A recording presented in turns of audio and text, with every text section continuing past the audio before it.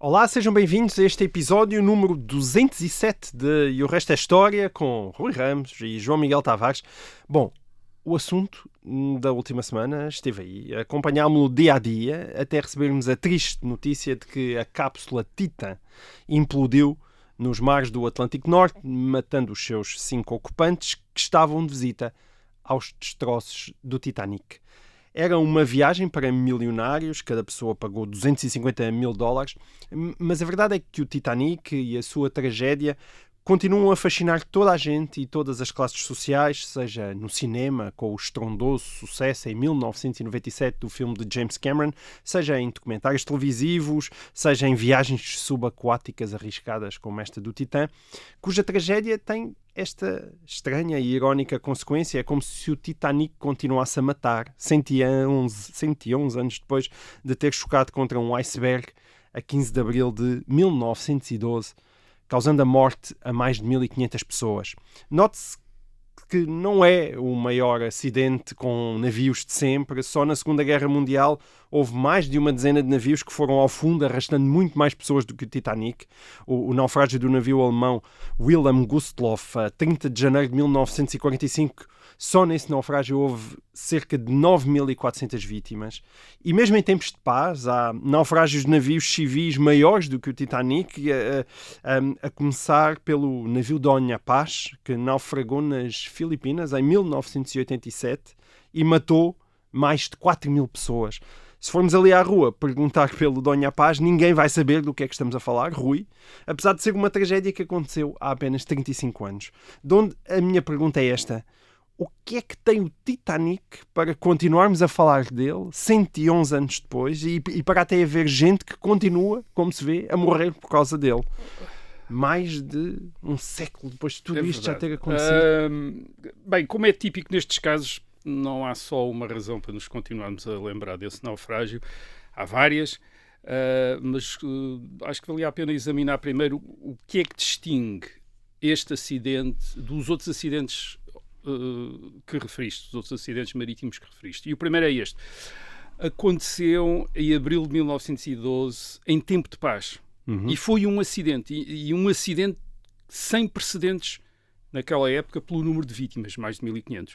Nunca tinha morrido tanta gente num só acidente. E também há muito tempo que não acontecia, em 1912, havia há muito tempo que não acontecia um grande desastre marítimo. Portanto, é natural que impressionasse toda a gente e que ocupasse, como ocupou, logo a partir de 15 de abril de 1912, as primeiras páginas de todos os jornais. Há fotografias disso, de Ardinas, em Nova Iorque, a vender os jornais com enormes manchetes, a dizer acidente, etc. E mais aquilo.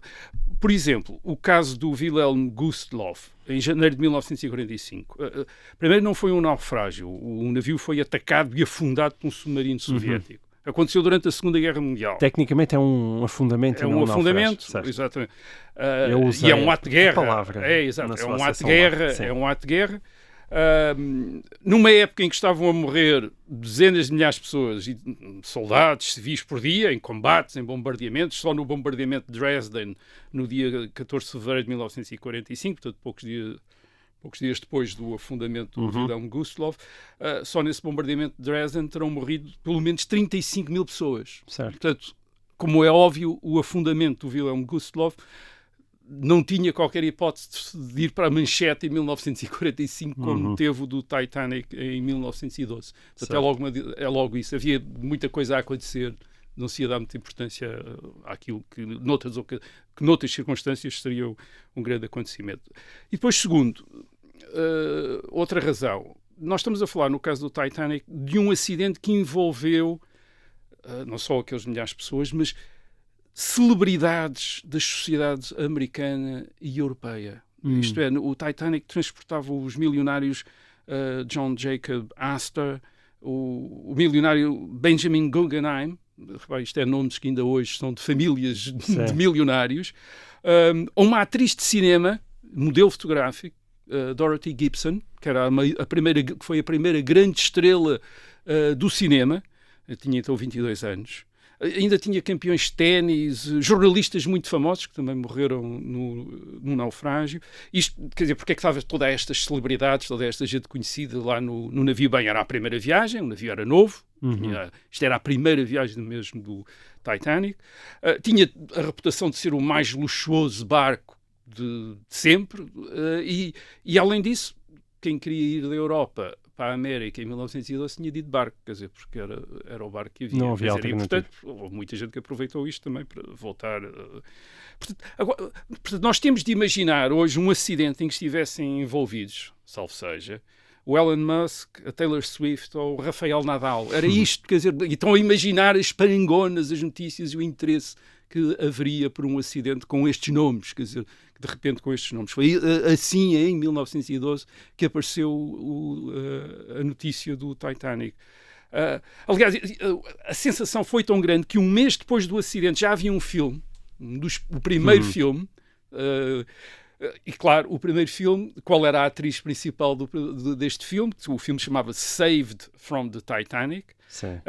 Era a Dorothy Gibson, portanto a sobrevivente. Aliás, tinha sido ela que tinha escrito o guião. Portanto, um mês depois já havia um filme que ela tinha escrito o guião. Aparecia no filme com as roupas que usou na noite de 14 para 15 de abril, em que o barco foi atingido pelo iceberg. O filme foi um gigantesco sucesso nos Estados Unidos, na Europa. Não era um filme como o Titanic do James Cameron, era um filme de 10 minutos, quer dizer, como a maior parte, aliás, como a maior parte dos filmes da época. As sessões de cinema na altura tinham 5, 6, 7 filmes destes pequenos, quer dizer, não tinham estes grandes, as longas metragens a que estamos habituados agora. Mas, portanto, apareceu logo esse filme, enorme sucesso. Não há cópias, perdeu-se, porque os estúdios arderam. Portanto, o Titanic teve sempre uma maldição sobre ele associada e portanto, continua se como se vê, não é? Mas, portanto, é natural que o Titanic tivesse em 1912 um impacto maior e, sobretudo, mais duradouro nas sociedades europeia e americana do que o desastre de Dona Paz nas Filipinas em 1987, tal como imagino que o naufrágio do Dona Paz tenha tido um maior impacto nas Filipinas do que o desastre do Titanic em 1912. Portanto, eu acho que não devemos a esse respeito flagelar-nos por não sermos universalistas e tratarmos todos os acidentes, darmos a todos os acidentes todas as tragédias a mesma importância. Todas as sociedades são paroquiais. Aquilo que nos interessa é aquilo que nos diz diretamente respeito, geralmente, e é por isso que as notícias locais ainda hoje são um negócio, isto é, um crime em Nova Iorque interessa-nos sempre menos do que um crime no nosso bairro. Quer dizer, queremos saber logo tudo sobre o que aconteceu ontem no bairro. Enfim, um crime em Nova Iorque provavelmente não nos emociona assim tanto. Mas o Titanic perdurou também por uma outra razão. E essa razão é que, é uma razão óbvia também, é uma grande história. É uma grande história. Agora temos de perceber porque é que é uma grande história. É uma grande história porque põe em causa, ou põe em relevo, os grandes valores da sociedade de então, da sociedade da chamada Belle Époque, que é aquela década de prosperidade e de relativa paz que no princípio do século XX antecedeu a Primeira Guerra Mundial. E esses valores eram esses dois grandes valores que a tragédia do Titanic põe em relevo são o progresso e eu chamaria o cavalheirismo. Não é só um acidente, portanto. É mais, quer dizer, é uma grande história à volta do acidente. Começamos pelo progresso. Tal como no nosso tempo, a Belle Époque também estava fascinada pela técnica e pela tecnologia. No nosso caso, o fascínio é a informática, a inteligência artificial, etc. Na Belle Époque, o fascínio era coisas mecânicas. Enfim, quem ainda leu os romances do Jules Verne sabe isso. Dirigíveis, foguetões, naves, quer dizer, todas essas coisas. Todo tipo de máquina. E de geringonça. Essas máquinas, essas geringonças, exatamente, era um grande fascínio. Havia um fascínio com a mecânica, com as possibilidades da mecânica. E com alguma razão. A época é uma época extraordinária. Foi a época dos primeiros automóveis. O modelo T da Ford é de 1908, é quando o automóvel se vulgariza. O automóvel já era de 1885, mas é em 1908 com o modelo T, portanto, 4 anos se torna um objeto de consumo alargado. Exatamente. É a época dos primeiros voos com motor. 1903, portanto, as experiências com aviões, com aquilo que nós vamos chamar aviões. Para atravessar o oceano, o único meio disponível era ainda o barco. E agora, bem, e as viagens de barco? As viagens de barco não eram uma coisa assim mais simpática que uma pessoa podia imaginar. Não, as pessoas não faziam viagens de barco de cruzeiro. Eram viagens de barco porque queriam ir da Europa para os Estados Unidos ou da Europa para o Brasil e só tinham o barco para viajar e para se deslocarem. E quando digo viajantes, imigrantes, esta é uma época da grande imigração da Europa para as Américas. Não é por acaso que o Titanic está cheio de imigrantes, imigrantes europeus, que estão a ir para os da terceira classe. A gente que viajava em terceira classe. Portanto, mas as viagens de barco não eram muito simpáticas, eram longas, eram incómodas, por causa das limitações de alojamento, por causa do mar, do tempo, dessas variações todas. Nestes anos, antes do naufrágio do Titanic, não havia já muitas histórias de naufrágio, mas de vez em quando ainda aconteciam. E quando aconteciam, eram os maiores acidentes envolvendo máquinas. Porquê? Porque não havia nenhum meio de transporte que carregasse tanta gente ao mesmo tempo como um barco. Portanto, quando um barco afundava era quando morria mais gente. Isto é, se nós comparamos com os acidentes ferroviários da época, alguns bastante mortíferos, mas eram sempre nas dezenas de mortes, nas centenas, um dos grandes que eu recenseei, porque foi o de 22 de maio de 1915 em Queen's Hill, na Escócia, que causou 226 mortes. Portanto, isto é o maior acidente ferroviário. É um grande acidente. Os 1.500 ou 1.600 mortos do Titanic têm uma outra magnitude. Ora, o Titanic começa a ser construído em 1908, na Irlanda, em Belfast, nos estaleiros de Belfast, por uma companhia britânica, a companhia White Star Line, que precisamente assegurava, era uma das companhias que fazia as ligações entre a Europa e a América. E o Titanic promete logo duas coisas. Na construção, os seus construtores prometem logo duas coisas. Primeiro, um conforto nunca antes visto. Isto é, não era só ter aposentos de luxo para a primeira classe, com restaurantes, cafés, lojas, piscinas, como os atuais navios de cruzeiro. Hoje em dia isso está associado aos navios de cruzeiro e é mais ou menos banal. Na altura, um barco de passageiros, ter estas coisas era uma coisa, enfim, extraordinária. Portanto, a ideia era dar aos 833 passageiros de primeira classe, 833 é a lotação, eles não tinham, em 1912 não tinha 833 passageiros na primeira classe. Isto era a lotação total. Além desta primeira classe havia uma segunda classe que tinha 614 lugares e depois havia uma terceira classe que tinha 2.453 lugares. Mas a ideia era dar, pelo menos aos passageiros de primeira classe, a sensação de que não estavam num barco no mar, mas que estavam num hotel ou numa estância de luxo. Portanto, com todas as mordomias e, além disso, sem sentirem ondulações, nem nada. Quer dizer, aquilo era para estarem ali completamente confortáveis. E mesmo a terceira classe, para os barcos da época, era luxuosa.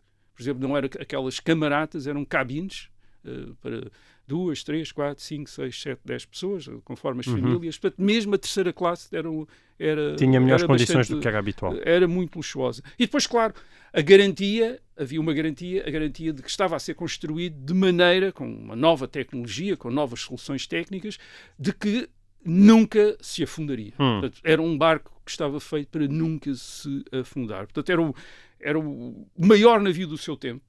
Havia dois outros navios que eram gêmeos, mas o Titanic era maior do que os outros navios. Portanto, tinha 269 metros de comprimento, 32 metros de altura, tinha 10 andares. Portanto, era uma coisa absolutamente gigantesca. O nome, aliás, aludia a isso. Os titãs eram os gigantes que tinham precedido os deuses olímpicos na mitologia grega. Portanto, um titã, quer dizer, uma coisa enorme.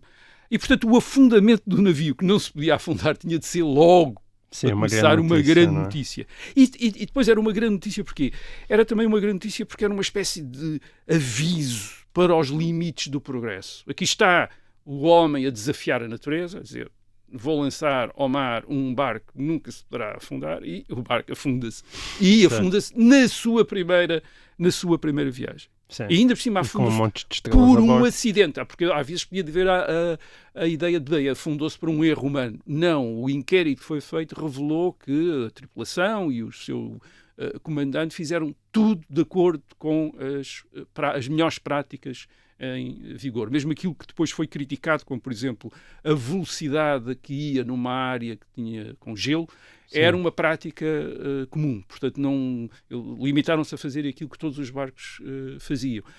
Mesmo aquilo que também depois se disse, não tinha o número de salva-vidas suficiente para albergar todas as pessoas que iam a bordo. Isso também era uma prática comum, porque os barcos não era suposto afundar-se. Se houvesse um problema e o barco começasse a afundar, julgava-se que deveria tempo para os salva-vidas não serviam para acomodar toda a gente que ia a bordo, mas sim para transportar essas pessoas para os barcos que estariam perto e que teriam acorrido aos sinais de mas à hora que aconteceu e no lugar que aconteceu e não uma série de aos azares. Havia curiosamente um barco que estava pertíssimo e que interpretou mal os sinais do Titanic e portanto chegou mais tarde, mas mesmo assim chegou logo a seguir, 2 horas depois chegou logo um barco, quer dizer, porque aquilo era atenção, o acidente acontece numa espécie de autoestrada marítima, quer dizer, onde há imensos barcos, quer dizer, e portanto o Titanic, enfim, estava relativamente sozinho, mas em termos marítimos não estava completamente sozinho.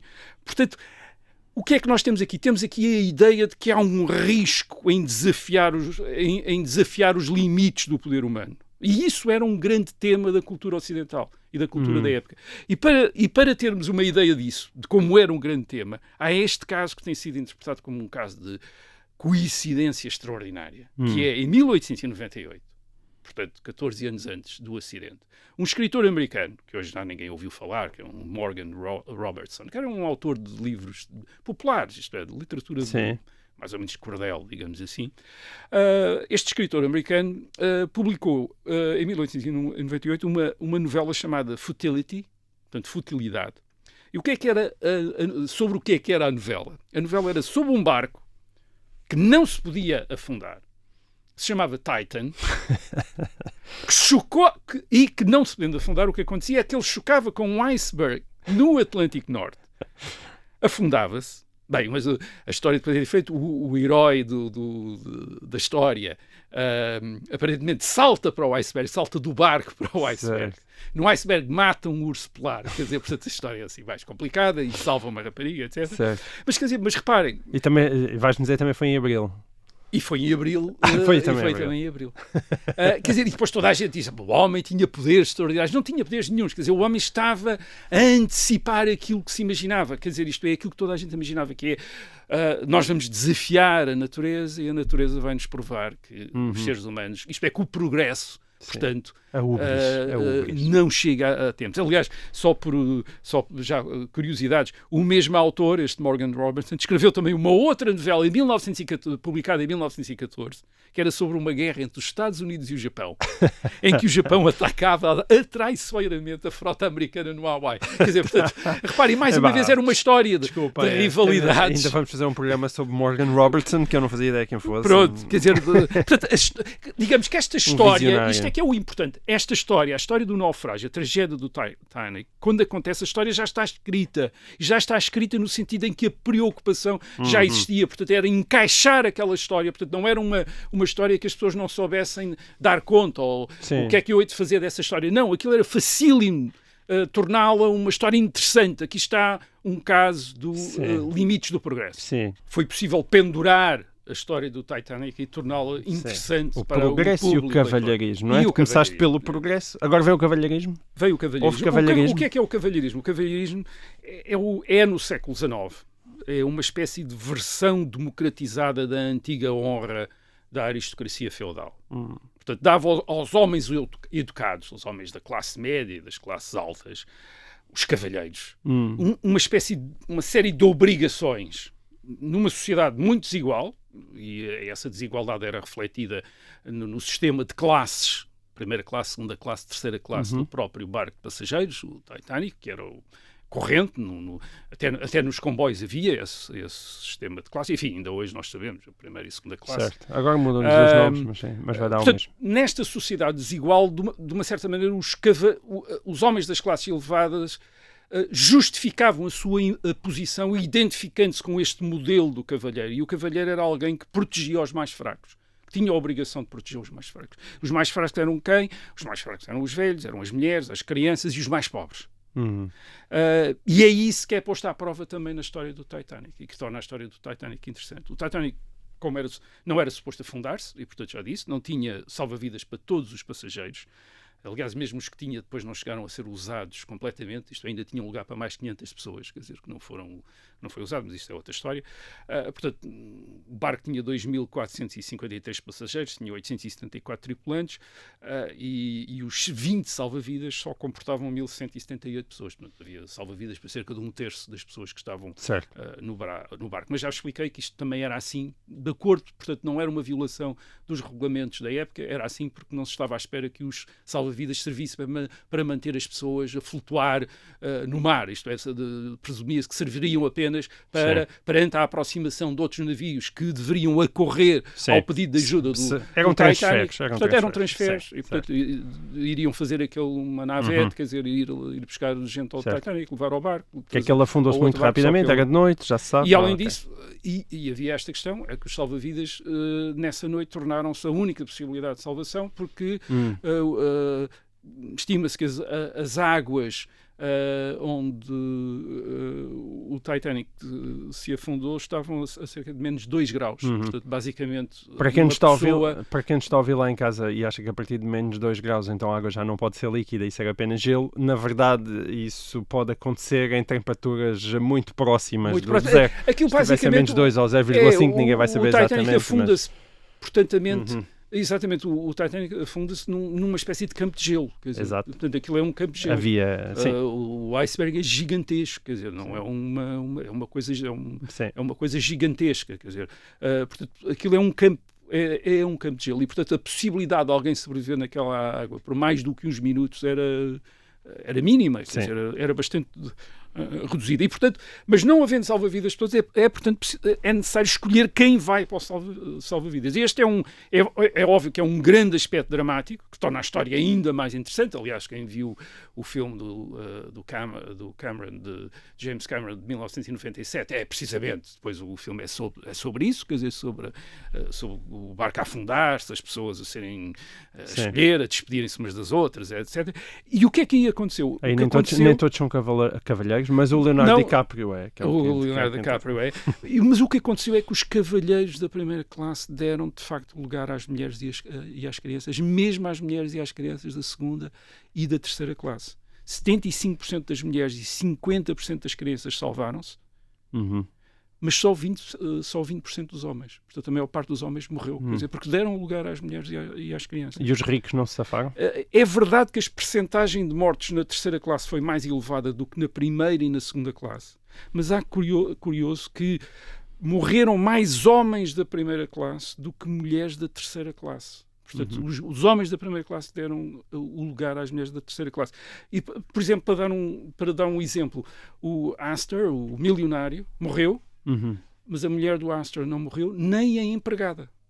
Portanto, a empregada foi no lugar do patrão, quer dizer, por ser uma senhora, portanto, foi no lugar do patrão. Ou seja, a cultura de cavalheirismo resultou, e portanto alimentou grandes histórias. Uma das grandes histórias, que é mais ou menos mitológica, é do capitão do Titanic, o Edward Smith, portanto, a sua despedida, portanto, ele diz à tripulação de megafone para cuidar das mulheres e das crianças, e depois volta sozinho para a ponte de comando, e lá fica a ir ao fundo com o navio, quer dizer, e portanto, desse ponto de vista, o desastre confortou esta imagem de uma sociedade de cavalheiros em que as mulheres e as crianças estão primeiro e, portanto, resultou, quer dizer, tinha todos os ingredientes para ser uma grande história, para serem feitos imensos filmes, não é só o filme do James Cameron, nem o filme da Dorothy Gibson de 1912, há imensos filmes, enfim, quase todas as décadas se faz um filme sobre o Titanic e o interesse continua a haver em relação àquela história. E depois, claro, em 1985, a descoberta dos destroços no fundo do oceano, enfim, não havia meios para isso, e aquilo é também uma história. É uma história extraordinária. Também é muito. E esta agora é mais uma, não é? Agora do Titanic. E portanto a história continua a haver história à volta deste naufrágio. É de facto impressionante. Bom, então vamos mudar de século, mas não muito. Passamos do século XX para o século XIX. Aqui há 4 programas, falámos do Henry Kissinger, e por causa do Kissinger houve um ouvinte, pediu-nos que nós falássemos do Cardeal Richelieu, e por causa do Cardeal Richelieu, um outro ouvinte pediu-nos que falássemos de Metternich, e agora, por causa do Metternich, há ainda outro ouvinte que nos pede para falarmos de Bismarck. E assim, Rui, eu acho que estamos prestes a fazer o bingo dos grandes génios da diplomacia e do equilíbrio de poderes dos últimos séculos. É verdade. Bom, a pergunta de hoje é do Bruno Veiga, e diz ele: desde a minha adolescência que sou fascinado pela história da Alemanha e principalmente do Império Alemão, ou, como muitas vezes é referenciado, do Segundo Reich. Eu tenho a noção clara de que Otto von Bismarck é uma figura essencial para a criação desse império, mas será que podemos afirmar que Bismarck foi tão importante para o século XIX como foi Metternich? Qual o seu verdadeiro peso diplomático? Podem explicar um pouco quem foi Bismarck e como é que ele moldou a Europa até à sua saída de chanceler? Rui, entre a liderança da Prússia e a chancelaria do Reich, realmente estamos a falar de quase 3 décadas de poder. Acho que podemos desde já concordar com o ouvinte Bruno Veiga sobre a importância de Bismarck, não é? Estamos a falar de um dos grandes colossos políticos do século XX. Do século XIX. Desculpa, do século XIX. Sim, o Bismarck foi chanceler do Reino da Prússia, portanto, primeiro-ministro, desde 1862 e depois do Império Alemão, isto é, da Alemanha unificada, a partir de 1871 até 1890. Certo. Portanto, esteve 28 anos à frente da Prússia e depois da Alemanha. E, aliás, enquanto esteve à frente da Alemanha, também esteve à frente da Prússia, porque continuou a ser primeiro-ministro da Prússia. E, portanto, desse ponto de vista, já só desse ponto de vista, pode competir com o Metternich, que na primeira metade do século XIX também esteve à frente da diplomacia e do governo da Áustria durante uma imensidade de tempo. Perdão. A outra coisa que eles tiveram em comum foi uma espécie de má imprensa. O Metternich foi considerado o grande inimigo do progresso na primeira metade do século XIX, já falámos aqui a esse respeito, e o Bismarck teve sobretudo uma má reputação depois da sua morte. E porquê? Por causa do papel da Alemanha unificada no tempo dele, por causa do papel da Alemanha no início da Primeira e da Segunda Guerra Mundial do século XX. Que em termos retroativos acabaram por lhe ser indiretamente atribuídos. Qual era a lógica? Portanto, a lógica era, bem, ele já estava morto há muito Bismarck tempo. Era o homem, sim, mas Bismarck era o homem que tinha criado a Alemanha tinha começado estas guerras todas, portanto, logo Bismarck era responsável pelo que tinham feito os seus sucessores. No caso da Primeira Guerra Mundial, o Kaiser Guilherme II, no caso da Segunda Guerra Mundial, também o chanceler Adolf Hitler. E, portanto, mas a ideia aqui que fica é como se Bismarck já tivesse desejado, ou tivesse na ideia, aquilo que Guilherme II e Adolf Hitler vão tentar na primeira metade do século XX, que é dominar militarmente a Europa. Nunca quis isso. Não, Bismarck não tem esse objetivo, nem sequer, ao contrário de Guilherme II e de Adolf Hitler, a guerra foi um meio que ele gostasse de usar, ou que preferisse usar, ou para atingir os seus objetivos. Não era um políticos. belicista. Não era nada disso. Embora às vezes tivesse alguns discursos de ferrabrás, mas não era de maneira nenhuma. Agora, antes de examinarmos esse aspecto, vamos falar de outras coisas que Bismarck também não era e que lhe ficaram associadas, mas que ele não era. Algumas até por culpa dele, quer dizer, coisas que ele cultivou, imagens que ele cultivou, mas que de facto não correspondia àquilo que ele era. O Bismarck nasceu em 1815, na Prússia. O pai de Bismarck era aquilo que se chamava um Junker, isto é, um fidalgo da província. Mais ou menos a tradução seria essa. E, portanto, foi hábito julgar que Bismarck era também quer dizer, um Junker, um aristocrata provinciano, rude e violento, como eles tinham a reputação de ser na Prússia do princípio do século XIX. E não era. O pai era um Junker, mas a mãe de Bismarck era a filha de um ministro do rei Frederico II da Prússia. Okay. Portanto, então, Bismarck cresceu em Berlim em contacto com a corte e com a família real, o que explica a sua ascensão política. Portanto, ele não é um homem da província que tivesse escalado ao poder contra todas as... Até porque isso naquela altura é altamente improvável. Não, ele é tal como Metternich, portanto, alguém que faz parte de uma família que está ao serviço dos soberanos, destas dinastias. E isso, aliás, era visto notava-se, aqueles diplomáticos que o contactavam pelas suas maneiras de perfeito cortesão, tal como Metternich. Portanto, ele era um homem da corte, dos salões, quer dizer, não era, embora ele por vezes também quisesse passar como um homem do campo, rude, etc., mas não era nada. Ele era de facto um homem da corte, quer dizer, um homem de salão, era isso que ele era, digamos que aquilo que explicava a sua carreira era a família da mãe, não era a família do pai, embora ele usasse a família do pai para criar uma lenda do homem do campo, quer dizer, do homem da província. Depois, Bismarck é um grande inimigo dos sociais-democratas. Os sociais-democratas tornam-se um grande partido alemão já no fim do século XIX, mas ainda no tempo de Bismarck. Ele trata sempre os sociais-democratas como inimigos do Reich, Reichsfeinde, quer dizer, é assim que ele designa os sociais-democratas. Aliás, também designava assim outra força, outro grupo político, eram os católicos. Os católicos, para ele, também eram inimigos do Reich, portanto, eram os dois inimigos do Reich. Sim. Logo por azar, eram as duas grandes forças políticas do Reich. Mas por ele tratar, pela hostilidade que ele na década de 1880 vai mostrar aos sociais-democratas, imaginou-se que isso correspondesse a um conservadorismo que teria estado nele desde sempre. Isto é, ele seria sempre um conservador e, portanto, inimigos de uma força de esquerda como a Também não era conservador. Era conservador, mas não tinha sido sempre conservador. Quer dizer, o Bismarck tinha estudado nas universidades alemãs na primeira metade da década de 1830. E as suas opiniões, nessa altura, não eram as de um jovem estudante esquerdista. Isto é, como todos os jovens estudantes esquerdistas. Aliás, há um hábito desses jovens estudantes esquerdistas que Bismarck mantém toda a vida, que é fumar. Fumar? Quer dizer, portanto, fumar. Os jovens não fumam desde sempre? Não, estes jovens esquerdistas tinham adotado este hábito e ele mantém, e é uma coisa que causa escândalo na corte prussiana e até mesmo nas grandes reuniões, porque ele fuma nas reuniões diplomáticas, quer dizer, com os seus charutos, etc. E isso era visto como uma coisa... era um hábito estranho, quer dizer, era quase como drogar-se, quer dizer, uma coisa bizarra, quer dizer, para um homem muito educado, essa mania de fumar, e vinha desses jovens estudantes. E ele, enquanto jovem estudante... Temos que falar, então, temos que contar aqui uma história do tabaco, uma coisa assim. Ele, enquanto jovem estudante, é um estudante com opiniões republicanas. Aliás, ele considera-se até pelo resto da vida, de vez em quando faz essas confissões de eu, no fundo, sou um republicano. Quer dizer, sou um republicano, quer dizer, como tinha sido sempre na década de 1830. E o que é que o faz conservador? O que faz conservador é os antecedentes e o que acontece em 1848. São as revoluções de 1848. Já falámos aqui delas este ano.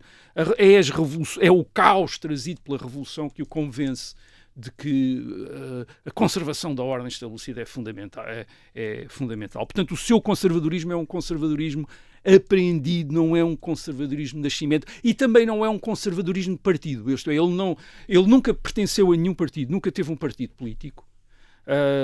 A sua ascensão política dependeu sempre da relação pessoal dele com a família real da Prússia, os Hohenzollern. E depois, aliás, como primeiro-ministro da Prússia e como chanceler da Alemanha, ele depende só do rei e do imperador, portanto não depende do parlamento. O governo depende do rei, portanto não é um governo parlamentar. O governo quer da Prússia, quer o governo da Alemanha, não são governos parlamentares, dependem do imperador e dependem, portanto, o primeiro-ministro só depende e o chanceler só dependem da confiança do rei e do imperador, que são a mesma pessoa. Portanto, o rei da Prússia, entretanto, tinha se tornado imperador da Alemanha. Portanto, Bismarck não tem um partido. Portanto, não é um homem de partido, não está limitado pela ideologia, pela doutrina, pelas opções de um partido. Portanto, pode... E isso mas promoveu eleições universais. Sim, não, isso permite-lhe ser muito flexível, muito por dentro. Portanto, ele é um conservador que em 1871 adota o sufrágio universal para a eleição do Reichstag, para o Parlamento Federal, isto é, para o Parlamento do Império alemão. Porquê? Porque ele percebeu que as grandes massas de trabalhadores, ao contrário do que diziam os sociais-democratas, eram conservadoras. A grande massa da população é conservadora. Portanto, se dermos o direito de votar a essas pessoas, eles não vão votar pela esquerda, vão votar pelos conservadores. Portanto, Bismarck esteve à vontade para isso. E depois, nas décadas de 1870 e sobretudo na década de 1880, é ele que cria o moderno Estado Social na Alemanha. portanto, com pensões de velhice, cuidados médicos, seguros de emprego. É Bismarck, o conservador, que faz isso. Quer dizer, portanto, ele é um conservador que é capaz de seguir políticas liberais e depois políticas sociais. Quer dizer, é muito... muito flexível, seguindo sempre o que é que convém fazer para manter o poder. Portanto, não está limitado por um partido nem por uma ideologia. Aliás, ele despreza completamente isso. Outra coisa que ele não é: Bismarck funda o Império Alemão em 1871, isto é, reúne toda aquela quantidade enorme, 20 e tal estados que existiam naquilo que era a área de língua alemã.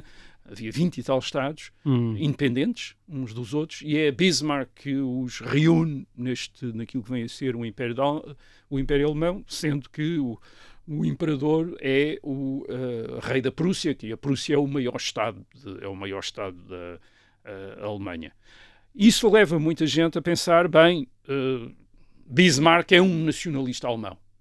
É alguém que quer quer que haja um Estado que corresponda à nação alemã. Quer dizer, esta nação alemã que não é um nacionalista alemão. Também não é um nacionalista alemão. O nacionalismo alemão nunca o entusiasmou. Aliás, ele teve sempre um desprezo enorme por Richard Wagner, que é o grande compositor da época, e muito associado a este nacionalismo alemão. Ele desprezou sempre Wagner, chamava-lhe um macaco, etc. Quer dizer, ele tinha um desprezo enorme por Wagner. O que era Bismarck? Bismarck era um prussiano. Era um homem do reino da Prússia. E era, acima de tudo, um protestante. Ele é profundamente religioso, é um protestante. E por isso, sendo um prussiano e um protestante, mais do que um alemão, ele é um prussiano e um protestante, ele desconfia muito de todos aqueles alemães que não são nem prussianos, nem protestantes. Isto é, os alemães do Sul, os católicos, e sobretudo os católicos. Os alemães católicos, que são 36% da população do Império Alemão, e que ele tem uma enorme desconfiança contra eles e contra quem lança várias campanhas, chamadas Kulturkampf, as guerras culturais na década de 1870. Portanto, a ideia dele, mais até do que formar este Estado para albergar todos os alemães, a ideia dele durante muito tempo foi, sobretudo, dividir a Alemanha com a Áustria. A Áustria, que era o Estado dos Habsburgos católicos, portanto, ficaria com o sul católico da Alemanha, e a Prússia ficaria com o norte protestante. Isto era a sua, digamos, a sua grande ideia, a ideia que ele preferia. Esta Alemanha do Norte, uma Alemanha protestante, com a Prússia à frente. É verdade que ele, depois de 1870, usa a Alemanha, de vez em quando fala da Alemanha, de Deutschland, como algo, mas como algo importante, mas isso era ele começou a usar a Alemanha para, digamos, para diminuir ou para pôr num lugar secundário as ideologias, o liberalismo e o conservadorismo. Portanto, ele dizia sempre: isso não interessa, o que nos interessa é o bem da Alemanha. Mas verdadeiramente o seu projeto da Alemanha nunca correspondeu àquilo que os nacionalistas alemães queriam. Os nacionalistas alemães queriam uma grande Alemanha, a Großdeutschland, quer dizer, que era uma Alemanha que integrasse a Áustria, isto é, todas as terras onde se falava alemão, e aquilo que Bismarck faz, mesmo em 1871, é aquilo que eles chamam uma Klein Deutschland, uma pequena Alemanha. E mesmo nesta pequena Alemanha, que deixou a Áustria de fora, portanto, nesta pequena Alemanha, Bismarck faz uma coisa também que os nacionalistas não queriam. Os nacionalistas queriam fazer um Estado centralizado, um Estado unificado. E Bismarck mantém todas as monarquias existentes. Não mantém todas, mas mantém as monarquias existentes, adotando uma forma federal. Isto é, estes cerca de 25 Estados autónomos, 4 reinos, 6 grandes ducados, 5 ducados, 7 principados, ainda 3 cidades livres, que têm representantes depois no chamado, uma espécie de Senado Federal, o Bundesrat. Isto é uma estrutura federal como ainda hoje a da Alemanha. E isto não era o programa dos nacionalistas alemães. Os nacionalistas alemães queriam fazer um Estado unificado. Bismarck nunca lhes deu isso. Muito bem. Rui, nós chegamos aqui ao final do nosso tempo em FM. Para quem nos está a ouvir em direto, eu despeço-me. Até para a semana. Os outros, como habitualmente, podem continuar a ouvir-nos em podcast. Muito bem. Então, estávamos a falar da unificação. E agora vamos falar então desta história das guerras e da diplomacia. O Bismarck atinge ou obtém esta unificação da Alemanha, esta pequena Alemanha, através de 3 guerras. Uma guerra em 1864 contra a Dinamarca, uma guerra em 1866 contra a Áustria e uma guerra em 1870 contra a França. Para quem não era belicista, Rui. Mas reparem, estas guerras são guerras que acontecem num período de 6 anos, muito limitado. E Bismarck faz isso depois de uma quantidade enorme de manobras diplomáticas que ele faz. E porque, basicamente, as guerras se tinham tornado a única maneira de ele liquidar a influência da Áustria e da França na área de língua alemã que ele considerava competir à Prússia. Portanto, isto quer dizer, foram guerras rápidas. Estas tudo guerras de meses, guerras muito rápidas que são imediatamente resolvidas diplomaticamente e, portanto, não através de um combate até final no campo de batalha. Aliás, depois ele é ainda, depois de 1870, ele ainda é chanceler da Alemanha durante mais de 20 anos. E nunca mais há nenhuma guerra. Nunca mais há nenhuma guerra. A guerra nunca lhe interessou. Por exemplo, uma das coisas interessantes, ele nunca leu Clausewitz. Isto é o grande... Para prussiano parece mal. Prussiano, quer dizer, o grande teórico prussiano da guerra. Bismarck nunca se interessou. Ele não era um militar. Quer dizer, não era um militar, um diplomata, um homem da corte, portanto, enfim, de vez em quando tinha de aparecer em 1870, em 1866, teve de aparecer no campo de batalha, sempre contrariado, e mais porque o imperador queria aparecer, e portanto ele tinha de ir aparecer ao imperador de vez em quando. Há uma história famosa, que estão eles numa das batalhas, em que o imperador quer, o Hohenzollern, tinham aquele, enfim, gostavam de ser chefes militares, queria ficar, e o Bismarck insiste com o imperador, vamos embora, já chega, já vimos, isto está-se a tornar perigoso aqui, vamos embora. O imperador não quer, eles estão a cavalo, e então a história que se contava, a anedota, era que o Bismarck tinha, enfim, subrepticiamente passado para trás do cavalo do imperador e dado um pontapé no cavalo do imperador para o cavalo do imperador se fugir para trás, quer dizer, para eles se irem embora, portanto, já chegava. Portanto, a guerra nunca lhe interessou. Portanto, ele não leu Clausewitz. As suas leituras favoritas eram a Bíblia, Shakespeare e os romances do Alexandre Dumas, que era isso que ele gostava.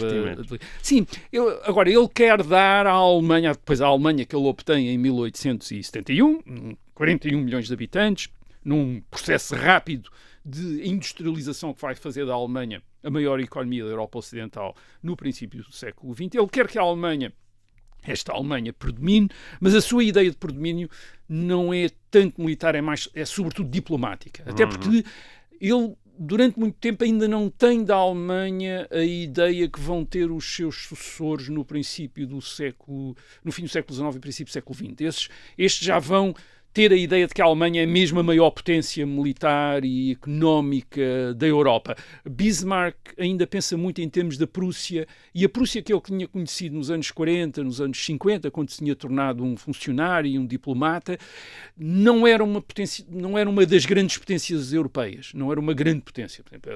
E, portanto, ele ainda mantém essa mentalidade de alguém que vem de trás, quer dizer, que não está seguro de uma força, não está seguro da sua força, e, portanto, tem um certo receio de arriscar tudo em guerras. Até o que ele diz, uma guerra é perigosa, numa guerra está tudo em causa. Outra vez, e às vezes os fracos ganham, quer dizer, tal como a Prússia tinha ganho, não sendo a mais poderosa nos mapas, quer dizer, e portanto podia dar-se o caso da Prússia perder uma guerra que estava à espera de ganhar, tal como em 1870, a França, que era vista como a maior potência militar da Europa, em 1870, portanto toda a gente julgava que a Prússia estava feita, digamos assim, para usar uma expressão plebeia, que estava feita, e a Prússia ganha.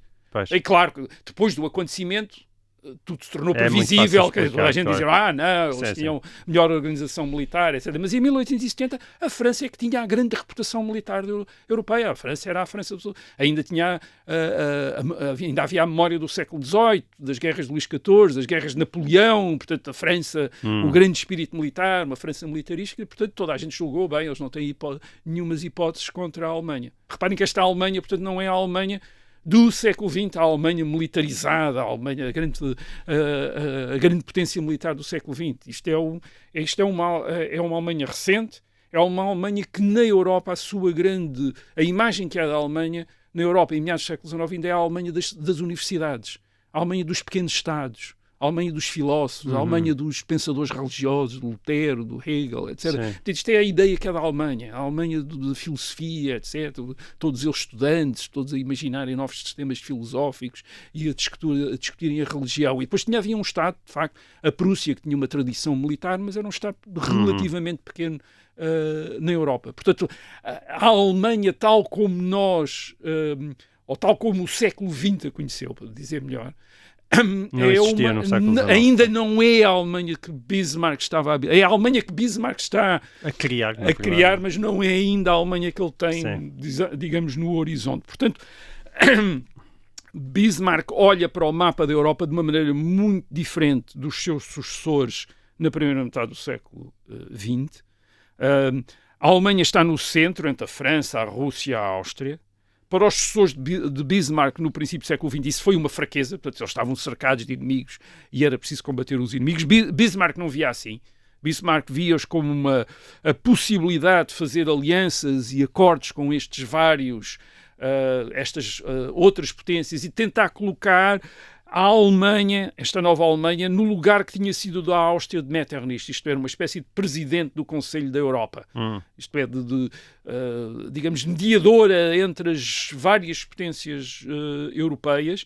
É isso que ele vai tentar fazer, sobretudo a partir do fim da década de 1870, ele estabelece vários acordos. Por exemplo, não vou entrar em detalhes aqui, porque, enfim, todas as histórias são muito complicadas, mas, por exemplo, a Liga dos Três Imperadores, com a Áustria, a Rússia e a Alemanha, em 1881, depois a Tripla Aliança com a Áustria, a Alemanha e a Itália, em 1882.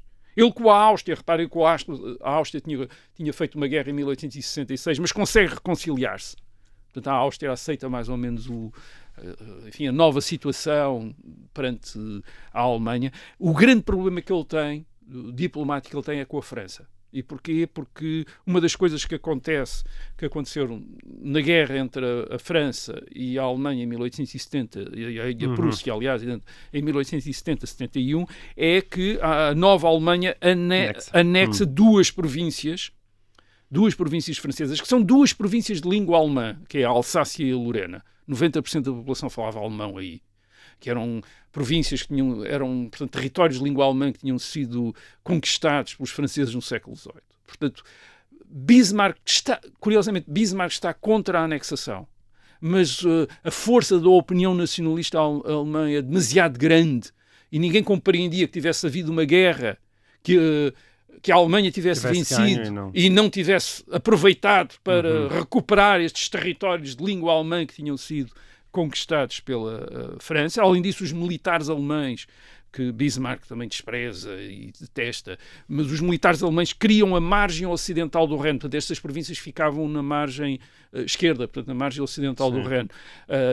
Criam a margem ocidental do Reno para se defenderem da França. Diziam, isto é fundamental, ainda por cima porque havia duas grandes fortalezas tradicionais nestas províncias, que era Metz e Strasbourg. Portanto, eles criam estas fortalezas para a Alemanha. Portanto, Bismarck tem de ceder contra a vontade. E o que acontece é que a França nunca aceita.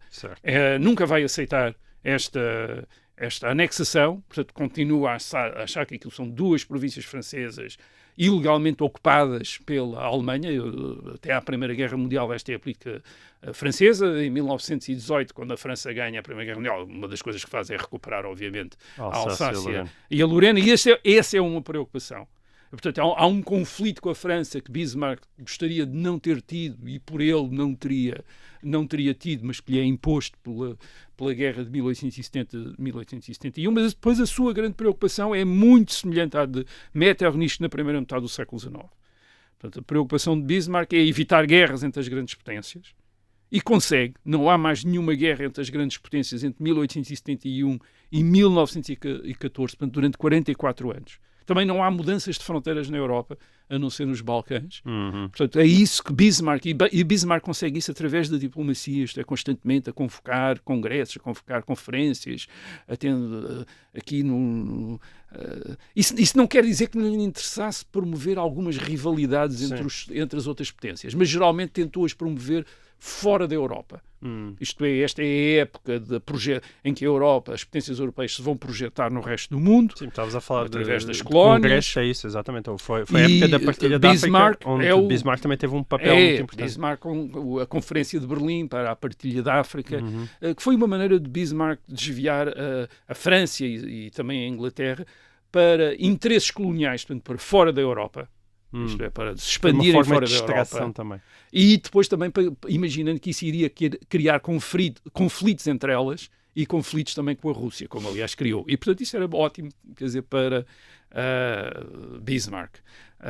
Ele é muito parecido com Metternich numa outra coisa. Quando nós aqui falamos de Metternich, chamamos a atenção para isso. Ele é um conservador, mas não tem confiança em nada. Quer dizer, é um indivíduo extraordinariamente cético, quer dizer, ele acha, por exemplo, coisas que ele diz, quer dizer, os acontecimentos são mais fortes do que os planos, não vale a pena estar a fazer planos, quer dizer, depois as coisas acontecem e desfazem os planos todos.